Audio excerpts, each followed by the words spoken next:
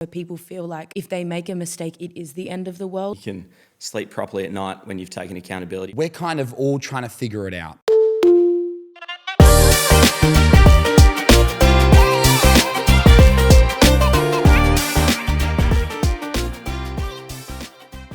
We're joined by Kath Ebbs, a queer actor, presenter and content creator with a passion for advocacy. Hey, Kath. Hi. Tom Forrest, a journalist, content creator and proud Yorta Yorta man who cares about honest conversations. G'day, Tom. G'day. And Louis Phillips, an athlete and fitness influencer who speaks openly about the value of healthy relationships. G'day, Louis. Hello. Amazing. Thanks very much for joining us, everybody. We're just going to get straight into it. So let's start off. What does accountability look like to you?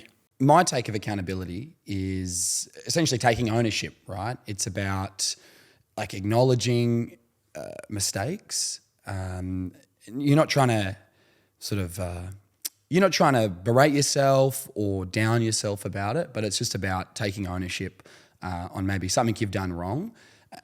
And it's a bit of a scary thing, I think, for some people, taking accountability, as opposed to just refusing to acknowledge you might have done something wrong, perhaps. But taking accountability is a way of moving forward as well. That's sort of my take. Yeah.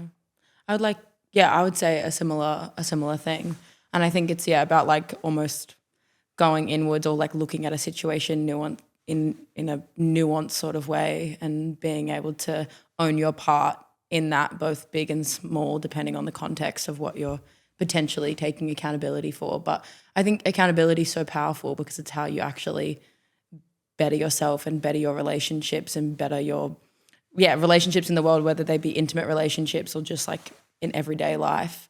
The only way to sort of like, in my opinion, become a better version of yourself and a better like beacon in the world is to be able to reflect and take accountability. I feel like it's kind of not like why we're here, but like sort of in a way it's such a big part of the human experience that I think a lot of people miss because we become so obsessed with moral perfectionism towards each other and towards ourselves that it's as Tom said, it's really hard to take accountability, but it's where the crux, the juice is in being able to reflect as a human being. Yeah, I think like the initial feeling is you're not putting yourself forward at first with accountability, but long term you're obviously helping yourself. You can sleep properly at night when you've taken accountability. I know like personally, if I haven't taken accountability, it's eaten me up inside for a long time, and it's probably done more damage to myself, by not doing that and not taking accountability. So yeah, initially putting the ego aside, and then I think down the line there's a lot of growth and rewards in it. I think there's also a really interesting thing, which I don't know why I feel important to say for women and queer people and genderqueer people, there's a difference in taking accountability rather than self-hatred. I know that like sometimes when I take accountability for my behaviour in big or small ways, I can become sometimes self-loathing and like beat myself up and be like, I'm a terrible person and like really get bogged down in that. And that's not accountability. Even though it can be mistaken. And I think, living under patriarchy, it's easy, I think, women, queer people to be like, take the bubble of accountability and almost therapy chat as well and use it as a way to like further degrade yourself rather than like accountability should make you feel more resilient and stronger and more like affirmed as a person. So not mistaking or using the geist of like the word accountability to actually berate yourself for like, in quotation marks, bad behaviour. That's not the point, and that's also not going to push the needle forward within yourself as like being a better person and like push the needle forward in making the world a better place. And so I think that distinction is important because I know that I've used it's so important to take accountability as a way to like be self-loathing, and I think they're very two different things. Accountability is not that. Yeah, I think we all spoke about reflecting, but is there something beyond just reflection in accountability? Something beyond reflecting in taking accountability is you can acknowledge, say, bad behaviour, right? Or you can acknowledge that you've made a mistake, perhaps, and take accountability, right? You can reflect on it and continue that reoccurring bad behaviour. I guess the ideal situation in taking accountability is acknowledging it, taking that accountability and then changing your behaviour or perhaps working towards being a better version of yourself. Yeah. I mean, yeah, accountability without action it's not pointless, because I think sometimes, depending on obviously context and what the situation is, sometimes we are like products of our environment or our upbringing, and we can sort of acknowledge behaviors and still repeat them because it's just like our default, it's our reflex. But I think accountability and acknowledgement is step one to then getting to that point of like changing your behavior. And again, that is circumstantial depending on the situation that you're wanting to change or better yourself in. But yeah, it's like accountability, and then next step, following it through with an action or figuring out ways to get to that action. You know, like, what do I need to do in order to make sure that doesn't happen again, rather than relying on my instincts, which, you know, human beings we're all like fatally flawed in our own beautiful way, and we're all just products of, you know, the way we've been brought up. So yeah, I think the most like simple form of accountability is how you respond when someone does call you out, and how you go about kind of, if you're just walls up straight away, defensive, you're slowing yourself down. And I know, like, for me, with my relationship with my partner Izzy, if she, you know, calls me out on something and I, you know, straight away put the walls up, it just shuts her down, and she has no, you know, she's not going to keep kind of pushing that, or she probably will, but she doesn't, you know, I don't give her the space to be able to talk about what she wants to talk about. And yeah, I think how you respond to it is really important. I wonder too, Kath, you were talking about accountability and self-beration and self-punishment. And I think one of the reasons a lot of us fear holding ourselves accountable is that we might be met with punishment from other people. And that can be a really scary thing to face, like from your partner or from a friend. And I wonder, do you guys generally think that there is a bit of a mix-up between accountability and punishment, especially when we get to like the topic of sexual violence? We understand accountability as through the criminal justice system, which then like results in a jail sentence, which is a punishment, but there are other forms of accountability. I just wondered if anyone had any thoughts on that. well, I think it's important sometimes, like, to feel into that. Like I kept saying before, like, context, you know, is relevant in terms of how you have talk about it. But even if you want to go to that example, accountability doesn't mean you take accountability and you're like, guys, well, I took accountability. Like, what do you mean? The only way that I think you can change as a person is feeling into that uncomfortability of because there's a difference between self-loathing and, like, you know, again, context matters. But in that example, sitting there and, you know, being punished, in quotation marks, for something that you have done wrong, it's important to enter into that experience and I think feel into the consequences of your action, so you can actually then follow through with the action of understanding that what you did was wrong and I'm not going to do it again. And I think the only way to do that is to not go like walls up or defense, is to be like, I made the mistake and now I'm going to live with the consequence of that mistake and what can I learn from it. And I think that's big examples and small examples. I remember I had something recently where it wasn't catastrophic, but I just kind of said something in a way where I just didn't feel aligned to my like own values. I like regretted something that I'd said, and I was talking to my therapist and I was like catastrophizing, and I was, you know, and she brought me back from the catastrophizing, because that's that thing I was talking about before. Sometimes I think as women or queer people, you take it too far and it's like, it's okay, you made a small mistake, it's fine.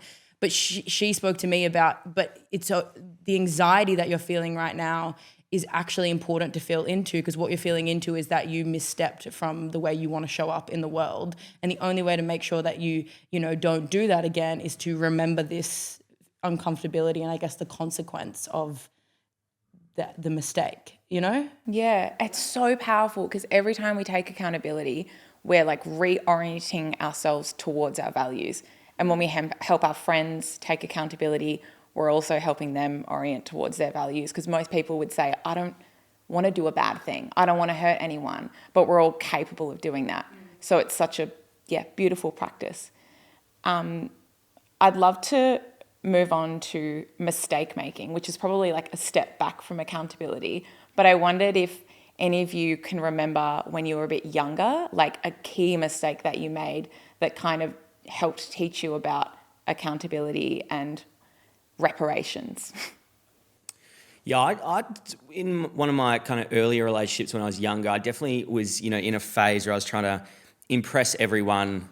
Definitely not the girl that I was with, but more so my friends and stuff. And I was trying to act so cool and not show any effort or love or, kind of caring nature towards her that, I lost her. And I think, that was, it rings very true. And I learned a lot from that, in that it's like, if you're not going to show someone that you appreciate them, they're not going to stay with you. I think I made some mistakes in my earlier days of dating, particularly when I moved to the city and coming from a small, remote regional town where dating like practically wasn't a thing, and then moving to the city and being in this abundance of people and new people to meet and things like that. I made a lot of mistakes in my communication. And I think that ultimately let a lot of people down. I wasn't really willing to commit to anybody during that phase of dating in my earlier days. And I also didn't communicate that I wasn't willing to commit to anybody. And so I think therefore what would have let people down during that period, because instead of just being honest with them that this mightn't eventuate to anything, there's a feeling of sort of stringing someone along, and it was almost probably a selfish mistake in not really thinking about how they would feel during that period. And so trying to learn from that mistake as I got older was to be more clear with people and do that a lot more early in the relationship, as opposed to later once you're kind of hurting someone's feelings. And so that's probably a mistake I sort of focus on when I think back to my early days of dating. Yeah, I would say maybe for me the communication piece. I feel like I was, and I still struggle with it now sometimes in romantic relationships. I can at first be quite defensive, and now I think I've done enough work where that fades pretty quickly and I'm able to listen and take accountability. But I think when I was younger, I was just straight up defense a lot of the time. But yeah, it's I mean, I think it's interesting for me, but this isn't a mistake, but I didn't start, I didn't have my first partner until I was I think I was 19, which is fine. But I knew that I was gay as well. And so maybe it was a bit unfair not to, but there was reasons why I didn't. I was maybe if I just pray, it will, So I guess that's not a mistake, but I don't know. I don't know, when you said stringing people along, I'm I didn't really have that. And I'm wow, I'm perfect. No, no, but my biggest thing would be the defense. But yeah, I don't know. You got me thinking, because I was why didn't I was well, because I knew I was gay, so that's probably a bit unfair to the people I was dating. I was this ain't gonna last. But yeah, my biggest thing would probably be I was just I was such a defensive person. Even just I think in friendships or day to day, I think the way I grew up, I had to grow up really quickly. And so I've learnt to be a lot softer now. And I think when I was younger, I was so quick to just jump at people. And especially when I was a teenager, I was always up for a fight. I wouldn't do that now, but yeah, I reckon that's where my mind goes. Yeah, one that sparks in my mind, and it's a really immature way to go about things, is ghosting people. I think it's the most unfair way to end, or clearly, not be clear, and you're not communicating on something. I look back, think about regrets from when I was younger. Absolutely the ghosting side, and making someone else feel as though they might have done something wrong, or that, it was something about them that was the issue, when, most of the time it was all me, and it was coming from me. And I think that might eat away at you a little bit when you get older, because it's something you could have prevented, and it's totally on you. I'm terrible when it comes to it. I'm sure during over the years I've let down many people, and I can take accountability for ghosting people, for going on a date or two, and then subconsciously weaning off I don't live in the city and I live out bush, so but I'm not perfect at it. It's something I'm trying to get better at, right? Because it is hard. These are hard conversations to have. You don't want to hurt someone's feelings. So, I have a goal I'm trying to move towards, but I'm not perfect in it. And I think plenty of times I have not gotten back to people or not opened the message because I can't face that. I'm too, scared and worried about, again, hurting that person's feelings. And so it's kind of easier to just pretend it didn't happen and move it to the side and hope that person just feels that. So, I do think we should send the message, like Louis said, but that doesn't mean that I'm sending that message as much as I'd like to. And I think the difference comes from context as well. Like, I do agree. You're not going to go on one date with someone and then send them a paragraph about everything that's wrong with them and how you're so great. There is a fair bit of context there where I'm imagine? I'm like, whoa. yeah, it would be pretty You aggressive. don't know me. Yeah, I'm actually great. Okay. Yeah, you could ghost their message, one up them. But yeah, I think there's a fair bit of context there. I think we're somewhat, or we're mostly in agreement. Yeah. But yeah, I think just a lot of the time, it's easier to go the ghosting route, but I think a lot of the time you get a lot out of not doing that if you're more than maybe 2 dates in. So the answer to your question, they think I'm a terrible person. And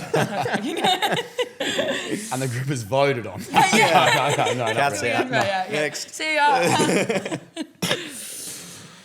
Amazing. Thanks very much for those answers. We'll move on to the next question, which is thinking about your past or current relationships and even friendships, which we've just done a little bit there. How has being able to reflect on your mistakes, taking accountability and changing as you need to, made your relationships better?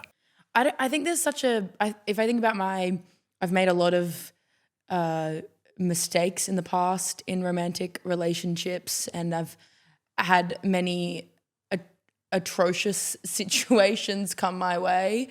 And I think what I've learnt from those relationships is firstly to listen to your intuition, but secondly that it is super important not to over communicate, but it's intimacy lies in those real conversations. But it's also interesting, you can do all that and you can be really open and really vulnerable, and that might not always be met, and sometimes you might realize that in the aftermath of a relationship breakdown. It's important, communication obviously is that, like you said, everyone just says communication. But what actually is that? Is there literally a sentence that you might use that's, I f***ed up, I'm really sorry. Can we talk about that? Like a literal script. What would you? I think, how would I define communication? I think it's a constant open dialogue with just we're so interesting as humans, and we're triggered by the strangest things, and we feel deeply about certain things. We're triggered, everyone's so different. And I think you're in a relationship, both romantic and platonic, you're constantly, or just in life, you're projecting constantly your own experience of the world. And that view of the way you see everything is informed by, like I said, how you grew up, the experiences you've had, the education you've had.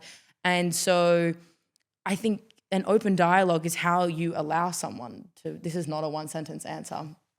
I'm here now, I'm doing it, I'm going to continue. But it's how you, I guess, let people into your view of the world so then they can understand you and hopefully do it back. Because I feel like we're only ever meeting people with where we're at and what we see. So I guess communicating to me is just a constant open dialogue about what I'm seeing and what I'm feeling. So then the people that are closest to me, that I trust and I want to build intimacy with, can understand that and hopefully share it back so then I can understand them.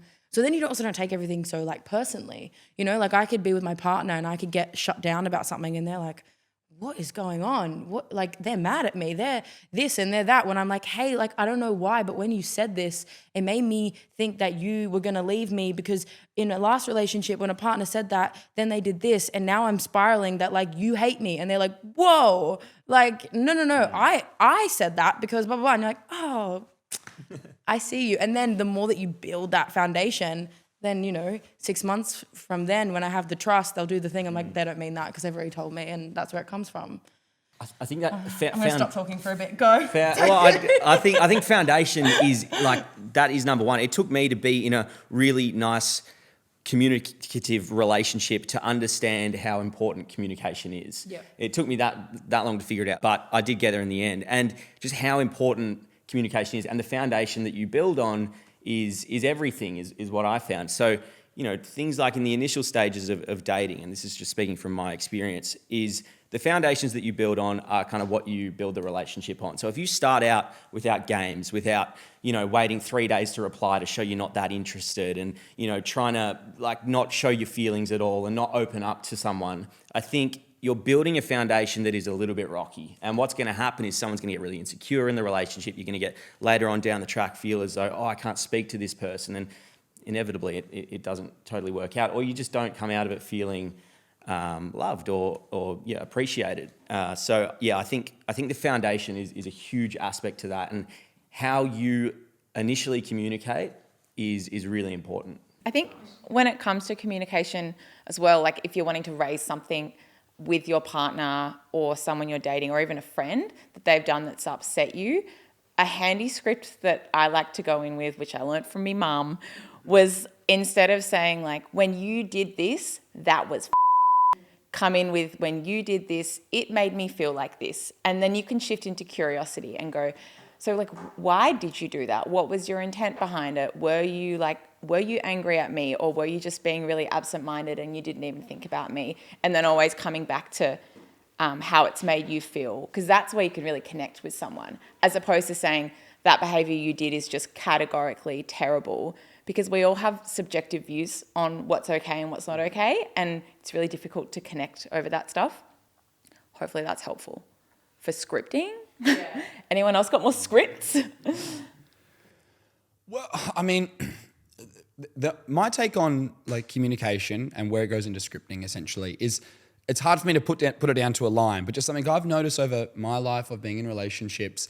And so communication being very honest conversations and sometimes really hard conversations. But I've been in these relationships, and unfortunately, I've done this behavior, and I've also been the receiver of this behavior, and that is where no one communicates. And so I've been in a relationship where the person wasn't giving me the time of day that I felt at the time I deserved in that particular romantic relationship. So I just didn't say anything. And I'd constantly be feeling anxious, feeling really flat, really down, not hearing from this person. They're giving me about 30%. And instead of just raising that, I thought, you know what, 30% is better than nothing. And so I would just go through these days of feeling really terrible, essentially, until they were ready to hang out on the weekend or whenever it might be. And it wasn't until I said to this person, how I'm feeling. And they said, look, if you're feeling anxious in these ways, I can't give you any more. And so we broke it off, and it gave me this great opportunity to move forward and move on and no longer feel these, anxiety, these days filled with anxiousness. And it's also been the same, unfortunately, on the other end where, I've been in a romantic relationship with someone and perhaps I haven't been giving them the time of day that they deserve. And they've held out mentioning that. And maybe I've been so oblivious to that. Maybe I just thought we're on a kind of loose hangout kind of relationship. And they've told me, and they've said, I'm not enjoying this anymore. I'm not enjoying your communication style. So I'm bouncing, I'm out, and it's like, I'm really sorry I've done that to you actually.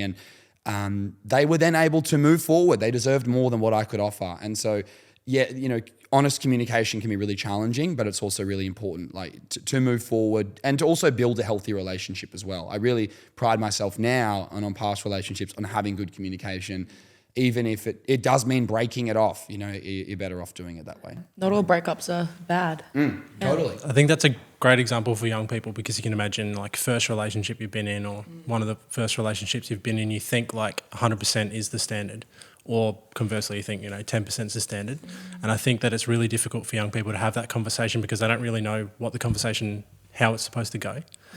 So I think that's a great example that what you provided there, that's perfect. Yeah. And even the language thing, you're not coming at it being you're not giving me 100%. You're saying, hey, I feel like this. I would like a little bit more. Can you do that? And the person can either be like, yeah, actually, I can do that. Or I can give you a little bit more, or they can be like, no, I'm sorry, I only have this much. And then you go, okay, now I have a decision to make because I have all the information, rather than that, attacking piece where the person's like, no, and then you just fight, Yeah. And even sometimes, people are in relationships that work on certain dynamics. People in relationships and they're weekend partners, right? They hang out on the weekends and that's about it. They're not like really even going on dates sometimes. Sometimes it is more of that real like middle part of casualness of, or a slow build of hanging out and going on dates and then maybe going to family events, etc. And that's fine. If two people are tangoing in that regard, that's perfect. But yeah, if it starts to get to that point where you want something more serious, or you want something less serious, you need to be upfront about that to not let that person down. It's something I've been trying to practice more recently, is being more honest with people about my situation. I live in the middle of nowhere. I don't.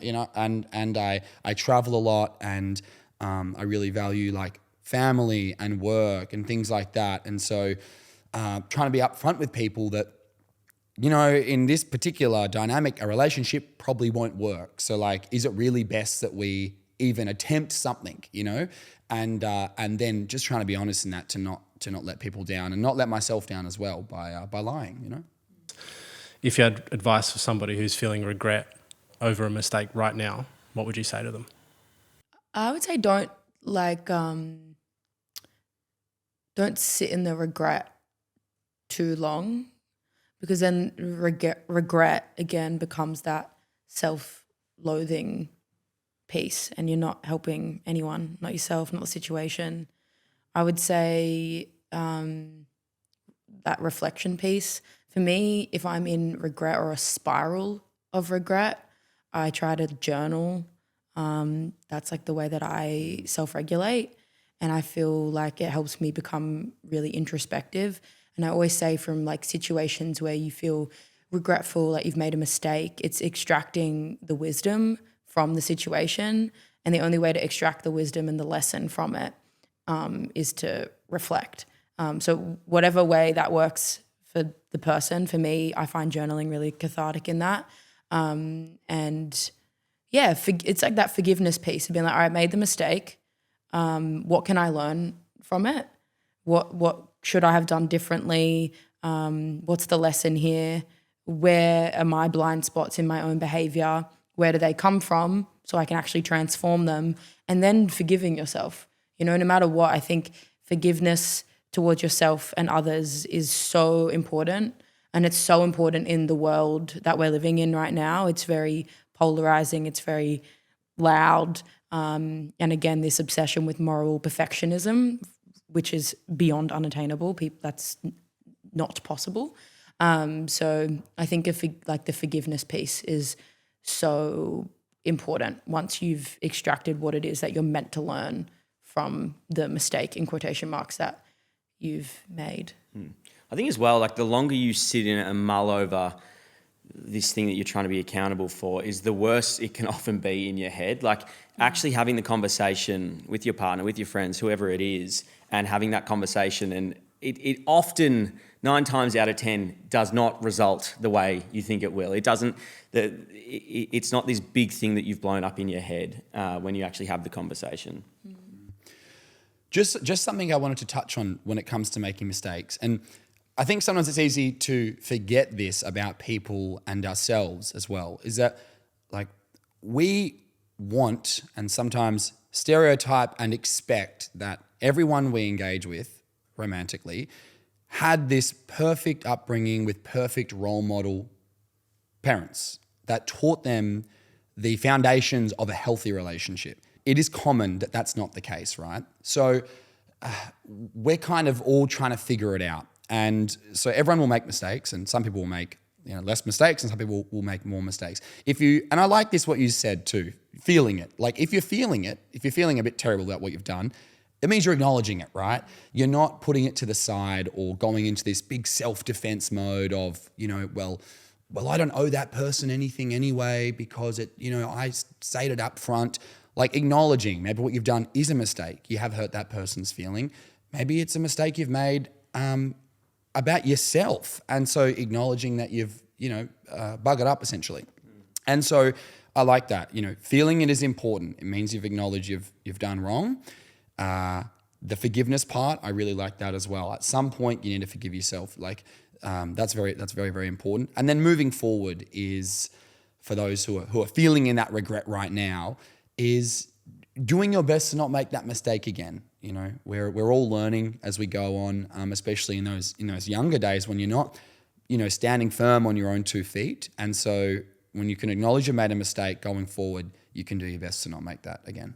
Yeah, and I think it's also like, it's so interesting, like the forgiveness piece being so important. And I feel like, especially maybe for younger generations, but I can even speak for myself, and maybe this is a little bit diluted for the fact that I've lived a lot of my adult life online. But I think the internet, the way it is at the moment, again, this moral perfectionism piece where people feel like if they make a mistake, it is the end of the world, because sometimes that's depicted in the media and online of like when someone makes a mistake, big or small, they are completely written off as a person. They don't deserve any sort of dignity.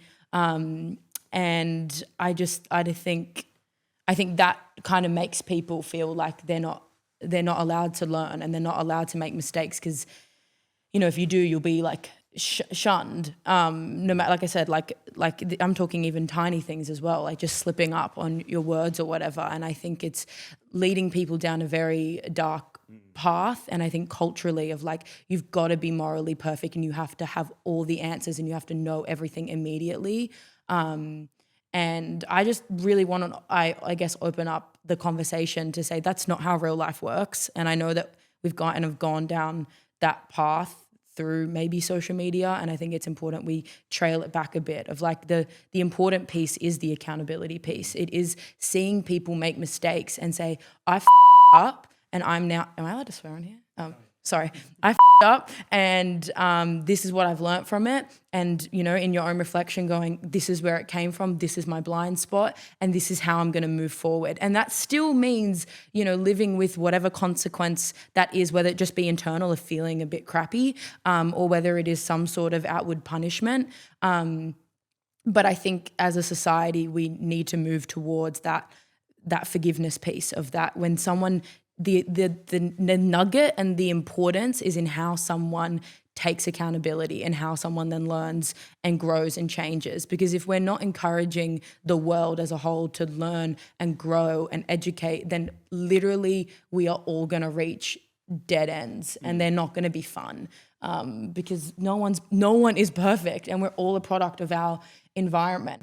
It's so hard not to validate everything everyone's saying, because I don't want to speak too much, but this is a killer conversation. Thank you all so much.